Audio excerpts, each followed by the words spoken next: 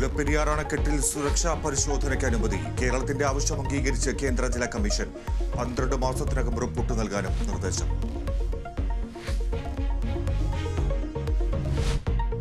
ADGP MR Ajith കുമാറിനെ ക്രമസമാധാന ചുമതലയിൽ നിന്ന് മാറ്റും. PV അൻവർ MLA ആരോപണങ്ങൾ DGP റാങ്കിലുള്ള ഉദ്യോഗസ്ഥൻ അന്വേഷിക്കും.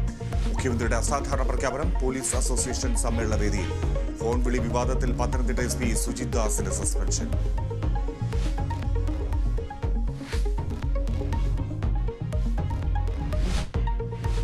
പോലീസിനെ അച്ചടക്കം ഓർമ്മിപ്പിച്ചു മുഖ്യമന്ത്രി. സേനാംഗങ്ങൾ അച്ചടക്കത്തിന്റെ ചട്ടക്കൂട് പൊളിക്കരുത്.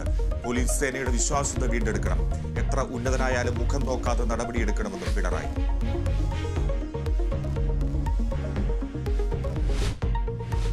പുതിയ വെളിപ്പെടുത്തലുമായി PV Anvar MLA. Solar case അട്ടിമറിച്ചതിലും അജിത് കുമാറിന് പങ്ക്. കരിപ്പൂർ വിമാനത്താവളത്തിൽ നിന്നും ADGPയുടെ സംഘം സ്വർണം കടത്തി. കവടിയാറിൽ ADGP അജിത് കുമാർ ആഡംബര വീട് പണിയുന്നു. നാളെ മുഖ്യമന്ത്രിക്ക് നേരിട്ട് പരാതി നൽകുമെന്നും അൻവർ.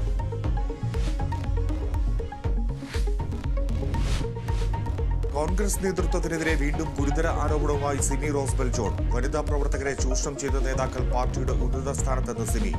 VD സതീശൻ എതിരാളികളെ വെട്ടിനിരത്തുന്നത് മുഖ്യമന്ത്രി സ്ഥാനം ലക്ഷ്യമിട്ട്. ഈ പോക്ക് പോയാല് 1.5 വർഷം കഴിഞ്ഞാൽ പഞ്ചായത്ത് തെരഞ്ഞെടുപ്പാണ് വരുന്നത്. നിങ്ങൾ എഴുതി വെച്ചോ എന്താണ് സംഭവിക്കുന്നത്? കാരണം ഒരു ക്രൈറ്റീരിയ മെറിറ്റും ഇല്ലാത്ത ആൾക്കാർക്ക് രാജ്യസഭ കൊടുക്കുകയാണ്. തന്റെ ജീവന ഭീഷണിയുണ്ടെന്നും സിമി റോസ്ബെൽ ജോൺ കേരള വിഷൻ ന്യൂസിനോട്. ഹേമ കമ്മിറ്റി റിപ്പോർട്ടിൽ നടപടി ഉറപ്പാക്കണമെന്നാവശ്യപ്പെട്ട് ദേശീയ കൂട്ടായ്മ. നീതിപൂർവമായ അന്വേഷണവും വിചാരണയും നടപ്പാക്കണമെന്ന ആവശ്യം. നിയമ നടപടി തുടരാത്ത സ്ത്രീകളെ വേട്ടയാടരുത്. മുഖ്യമന്ത്രിക്ക് കത്തയച്ച സുപ്രീം കോടതിയിലെ അഭിഭാഷകരും സാമൂഹ്യ പ്രവർത്തകരും ഉൾപ്പെടെ 72 പേർ. CBI അന്വേഷണം ആവശ്യപ്പെട്ട് ഹൈക്കോടതിയിൽ പൊതുതാൽപര്യ ഹർജി.